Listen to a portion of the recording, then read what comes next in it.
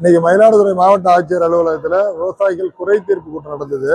அந்த கூட்டத்துல அனைத்து விவசாயிகள் சார்பா, அனைத்து விவசாய சங்க கூட்டமைப்பு சார்பா நாங்க கண்ணுல கருப்பு துணியை கட்டிக்கிட்டு அமர்ந்து அந்த கூட்டத்தை பங்கேற்றோம். என்ன காரணம்னா, உங்களுக்கு உச்ச நீதிமன்றம் தான் இருக்கிறதுலே உயர்ந்தது அப்படின்னு சொல்றோம். அவங்க தீர்ப்பு இறுதியானதுன்னு உச்ச நீதிமன்ற தீர்ப்பு சொல்லி, அந்த மேலாண்மை வாரியத்துல காவிரி மேலாண்மை வாரியத்துல ஒரு முடிவு சொல்லி, அதுல ஜூன் மாசம் ஜூலை மாசம் இவ்வளவு தண்ணி கொடுக்கணும்னு சொல்லியிருக்காங்க.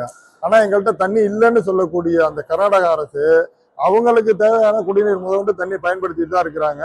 அவங்க ஏரிகள் எல்லாம் நிறைய தண்ணி வச்சிருக்காங்க, மோட்டாரை வச்சு பம்ப் பண்ணி கொண்டு போய்.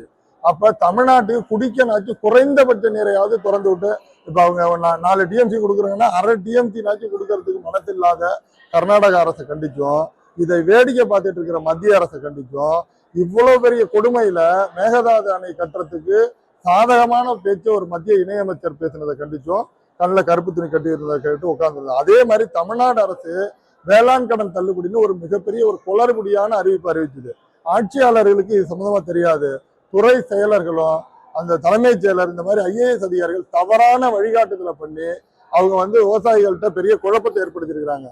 சிறு விவசாயி, பெரு விவசாயி, எல்லா விவசாயமே 20 ஏக்கர் நட்டாங்கன்னா பெரிய அளவுல நட்டப்படுறோம், 1 ஏக்கர் நட்டவும் சிறிய அளவுல நட்டப்படுறோம்.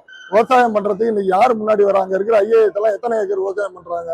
எல்லாம் பணம் வருதுங்கிற பணம் மட்டுமே நோக்கமா வச்சுக்கிட்டு வேலைக்கு போனவங்க. அந்த மாதிரிதான் நீ பல பேர் வெளியேறிட்டாங்க. நாங்கெல்லாம் கடைசி விவசாயி, எங்களை காப்பாற்ற வேண்டிய கடமை இந்த அரசுக்கு இருக்கு.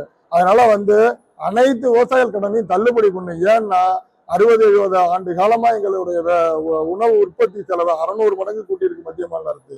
உற்பத்தி பொருளுக்கு 35 - 45 மடங்குக்குள்ளதான் விலை இருக்குது எந்த பொருளா இருந்தாலும். அதனால எங்களை ஏமாத்தினத்துக்கு கடனை தள்ளுபடி பண்ணுங்க. இனி வரும் காலங்கள்ல உரிய கடனை கொடுக்கணும்னு சொல்லி முதல்வர்கிட்ட கோரிக்கையா வைக்கிறோம்.